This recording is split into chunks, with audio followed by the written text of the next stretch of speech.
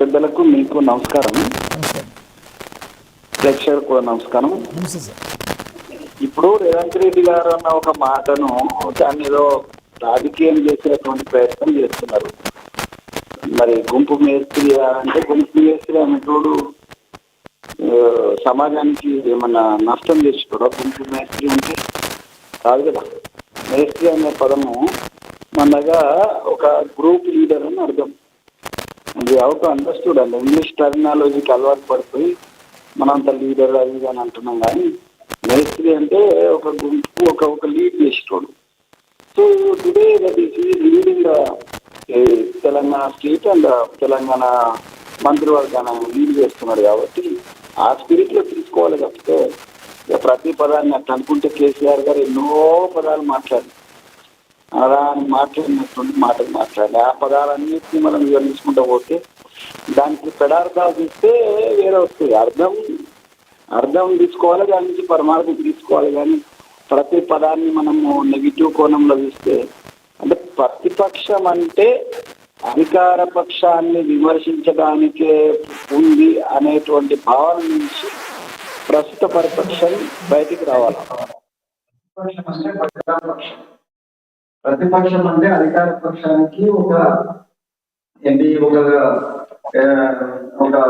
చర్యలు తీసుకొని ఎప్పటికప్పుడు అలర్ట్ చేసేటువంటి ఒక క్యాటలిస్ట్ గా ఉండాలి. దానికి బదులు ప్రతి క్షణము విమర్శించుకుంటూ పోతే విమర్శనే మనకు ఆయుధం.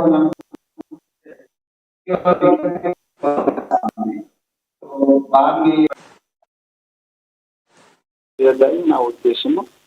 ఇక రకరకాల ఆరోపణలు అయితే చేస్తున్నాం. ఇప్పుడు అమౌంట్ మాట్లాడితే వింటున్నా, ఏదో మేము వాళ్ళకంటే ఎక్కువ ఇస్తామంటే నమ్మింటారు అంటే నమ్మితే మేమేం మోసం చేయలేదు కదా, ఇస్తున్నాం కదా. మేము నమ్మినందుకు మేమేం కోసం మీలాగా మోసం చేయలేదు. తెలంగాణ పేరు చెప్పి ఎన్ని వాగ్దానాలు చేసిందో వాళ్ళకి గుర్తులేదు. ఆ వాగ్దానాలను ఏడవైనా మీరు చేసిన వాగ్దానం. ఇప్పుడు దోపిడీ ఎక్కడ పోయింది? చూసుకోండి. హలో, 3 ఎకరాల వరకు ఇచ్చి పని చేసిన కూడా చాలా మందికి ఇవ్వలేదు. మీ మాట వినబడతా? నేను కన్వర్ట్ చేస్తాను, మీ మాటలు నేను కన్వర్ట్ చేస్తా. ఏదైతే ఇప్పుడు తులం బంగారం ఏమైంది, ఇవన్నీ కూడా రైతులకు ఇస్తానని అందరికి ఇవ్వలేదు. ముందు నువ్వు కూడా చేసుకో అంటున్నారు. వాగ్దానాలు చేసినాం మేము, ఒక్కొక్కటిగా మేము పూర్తి చేస్తున్నాము. నువ్వు తులం బంగారం ఏది లేకపోతే నేనేం అడుగుతున్నానంటే దళితుడిని ముఖ్యమంత్రి చేస్తానని చేసిండ్రా మీరు? 3 ఎకరాల పొలం మేము ప్రజలకు ఇస్తున్న సంక్షేమ పథకం. నేను సంక్షేమ పథకం గురించి మాట్లాడుతాను, రాజకీయ ఆరోపణల గురించి మాట్లాడతలేదు. నేను ఇప్పుడు సంక్షేమ పథకాలు ప్రజలకు ఇస్తున్న సంక్షేమ పథకం గురించి చెప్పండి. అదే సంక్షేమ పథకాల్లో మీరు డబుల్ బెడ్రూమ్లు ఇస్తానని ఇవ్వలేదు అంటున్నారు. ఇక్కడ పోయింది, నగర జ్యోతి ఇక్కడ పోయింది అన్నీ. ఇప్పుడు రామ్మోహన్ మాట్లాడేటప్పుడు కూడా కేవలం విమర్శ కోసం మాట్లాడకండి. ఏదన్నా ఉంటే ఒక పర్టికులర్ దాని మీద మాట్లాడండి. మేము కూడా సమాధానం చెప్పడానికి ఉంటుంది. పూర్తిగా విమర్శ, ప్రతి విమర్శలో కాలం గడుపుతున్నాం మనము. సో అది కాదు రాజకీయము, అది కాదు ప్రతిపక్ష పాత్ర. అది ఆ ప్రతిపక్ష పాత్ర కూడా ఒక నిర్మాణాత్మక ప్రతిపక్షంగా ఇక్కడ లోపం జరిగినా మీరు ఎత్తి చూపేటువంటి పూర్తి హక్కు మీకు ఉంది. ఆ లోపాలను సరిదిద్దుకోవాల్సినటువంటి బాధ్యత మా మీద ఉంది. అట్లా ఒక నిర్మాణాత్మకంగా పోవాలి. కానీ తుమ్మితే కూడా విమర్శే, దగ్గుతే కూడా విమర్శే అలాంటి ఏం చేస్తాం? మీకు వెనతో బిడ్డ పెట్టిన మీకు ఒక ఆక్రోశం ఉన్నది. అధికారం పోయిందనే ఆక్రోశం ఉన్నది. 10 ఏళ్ళు అయితే అధికారం ఎంజాయ్ చేసిందిగా. ఒక 3 ఏళ్ళకే తట్టుకోలేక, 2 ఏళ్ళకే తట్టుకోలేక పరిశాన ఫ్రస్ట్రేషన్ లో విమర్శలు చెప్తున్నారు. తప్పితే మీరు ప్రజలకు ఉపయోగపడే విమర్శ చేస్తే, ప్రజలకు ఉపయోగపడేటట్టుగా మీరు నిర్మాణ కార్యక్రమాలు చేస్తే మాకేం అభ్యంతరం లేదు. మేము సాధారణంగా పాజిటివ్ గా తీసుకోవడానికి సిద్ధంగా ఉన్నామని మా ముఖ్యమంత్రి గారు చెప్పిండు. నేను కూడా చెప్తున్నా, మీకు పత్రికా ముఖ్యంగా చెప్తున్నా, సద్విమర్శ చేసి సజెషన్ చేసి ఈ జరిగే పొరపాటు ఏమైనా పొరపాటు జరిగితే దాన్ని సరిదిద్దేటువంటి క్రమంలో మీ అనుభవాన్ని, మీ సార్ యొక్క అనుభవాన్ని నుంచి కదలడు.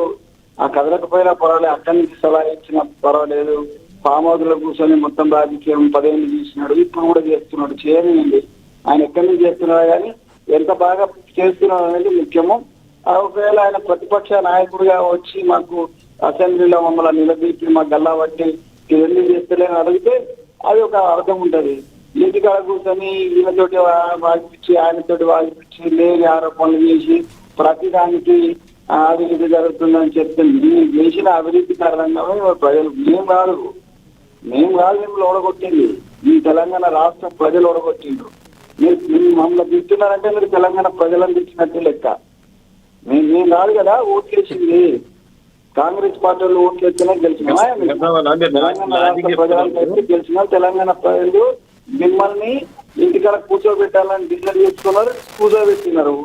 మీరు ఇంటికాడ కూర్చొని ఏం తెలియక మీరు ఏదేదో మాట్లాడుతున్నారు. మీరు నిర్మాణాత్మకంగా మళ్ళీ పనిచేసి మళ్ళీ అధికారం వస్తామనే విశ్వాసం వ్యక్తం చేస్తున్నారు కదా, పని చేయండి, మాకేం అభ్యంతరం లేదు. పొలిటికల్ దాంట్లో ప్రజాస్వామ్యంలో ఒక పార్టీ ఓడిపోతే గెలుస్తుంటది. గెలిచిన పార్టీ ప్రజలకు ఏం చేసింది అనేది చాలా ఇంపార్టెంట్. మీరు 10 ఏళ్ళలో ఏం చేసిందని ఆత్మవిమర్శ చేసుకోండి. మేము ఈ 2.5 ఏళ్లలో ఏం చేసిందని మేము ఆత్మవిమర్శ చేసుకున్నాం. లేకపోతే ఆ మీడియాను మీరు మీడియాని చూడాలి, మేము మీడియాని చూస్తాం. మీడియా నుంచి మీడియా ఎదుట అటు కేసీఆర్ రమ్మండి, ఇటు నుంచి రేవంత్ రెడ్డి చెప్తాడు బహిరంగ చర్చ పెడదామంటే పెడదాం. అట్లా దమ్ముంటే అట్లా రాండి, నేను వస్తాను, నాకు అభ్యంతరం లేదు. ఎస్ రామ్మోహన్ గారు మీరు కంక్లూడ్ చేయండి, తర్వాత వెంకటస్వామి గారు కంక్లూడ్ చేస్తారు. వెంకటస్వామి అని చెప్పింది కూడా మేము కూడా అదే కోరుతున్నాం. నిర్మాణాత్మకమైనటువంటి మాటలు మాట్లాడాలని ముఖ్యమంత్రి గారికి చెప్తున్నాం, రేవంత్ రెడ్డి గారికి. మేము ప్రతిపక్షంగా అదే కోరుకుంటున్నాం. ఆయన్నే ఇష్టం వచ్చిన మాటలు మాట్లాడడం. మేమేం చెప్తున్నాం అన్నా, ఏవైతే ఇస్తారో దాని గురించే మాట్లాడుతున్నాం, విమర్శ ఏం చేస్తలేము. ఈయన హైడ్రా పేరు మీద చేసిన విధ్వంసాన్ని మీరు గమనించండి. ఎందుకు ఓవైసీ గారి కళాశాల వదిలిపెట్టి సల్గం చెరువులో, ఎందుకు ఇక్కడ రాజేంద్ర నగర్ దగ్గర ఉన్నట్టు ఫంక్షన్ హాల్ ఎందుకు వదిలిపెట్టిడు ఆయన పార్టీలో కలవగానే? ఇవన్నీ ఉన్నాయి కదా, వీటి పైన సమాధానం చెప్పబడుతున్నాం. జరిగిందని ఈ టైంలో కూడా ఈ చర్యలను తీసుకున్నారు కదా. ఆ నాగేశ్వరరావు ఎవరు, మన నాగార్జునకు సంబంధించి మీరు ఇట్లా ముట్టుకోవడం చేసి మళ్ళీ ఆయన వచ్చి ఇక్కడ కలవని డ్రాప్ చేసి మీరు ఇప్పుడు గురుకుల అది మన గురుకుల ప్రాపర్టీకి సంబంధించి ఇవన్నీ కూడా మీరు మాత్రం